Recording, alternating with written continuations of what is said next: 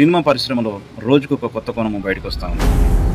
సినిమాల వల్ల సామాన్యులు బాగుపడతారా చెడిపోతారా అన్న విషయం పక్కన పెడదాం, కానీ సినిమా వాళ్ళు మాత్రం తప్పకుండా చెడిపోతారు.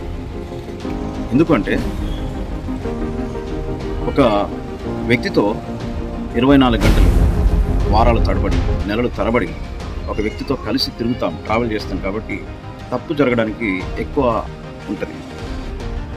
తప్పు ఎందుకు జరుగుతుంది అంటే సినిమాల అవకాశాల కొరకు కొంతమంది, డబ్బు సంపాదించాలని కొంతమంది, డైరెక్టర్లకు నచ్చడానికి కొంతమంది, నేను స్క్రీన్ పైన కనిపిస్తే బాగుంటుంది నా ఆశంతదే అని కొంతమంది, త్వరగా ఫేమస్ అవ్వాలని కొంతమంది, ఇలాగా సినిమా అవకాశాల కొరకు శరీరాలను తాకట్టు పెట్టుకునే వాళ్ళు ఉన్నారు, డబ్బును తాకట్టు పెట్టే వాళ్ళు ఉన్నారు, సమయాన్ని తాకట్టు పెట్టే వాళ్ళు ఉన్నారు.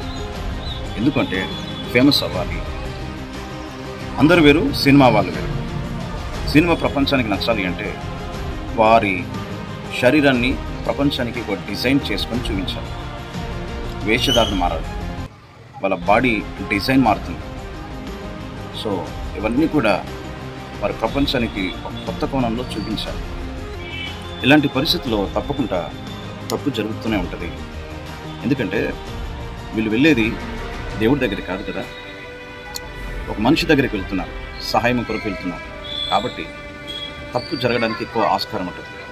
లేటెస్ట్గా వచ్చిన జానీ మాస్టరో, రాజ్ తరుణో, లేకపోతే మహేష్ బాబు గారి వాళ్ళన్న నరేష్ గారు, లేకపోతే ఇంకా ఎంతోమంది వార్తలకు వస్తూనే ఉన్నారు. ఎందుకు వస్తున్నారు అంటే అడ్జస్ట్ కాలేక తప్పు జరుగుతూనే ఉంటుంది. ఒక్కొక్కరు 2-3 పెళ్ళిళ్ళు చేసుకుంటారు.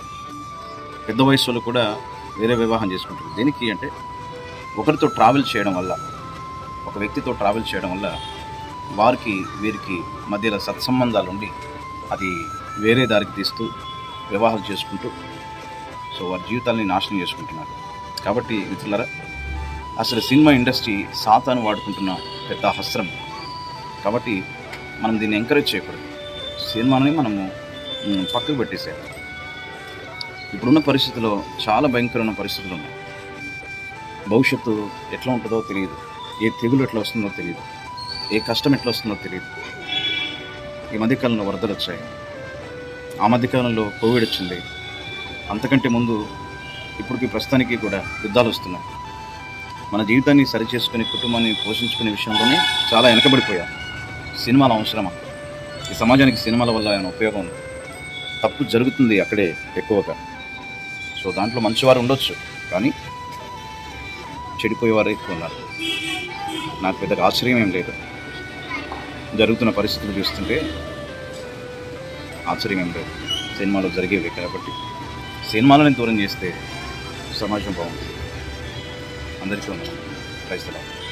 సినిమా ఇండస్ట్రీలో జరుగుతున్న పరిస్థితుల గురించి ఒకవేళ నేను తప్పుగా కనుక మాట్లాడినట్లయితే, లేదంటే నేను మాట్లాడింది నిజమే అయితే దయచేసి చిన్న కామెంట్ చేయండి, లైక్ చేయండి. అందరికీ వందనాలు.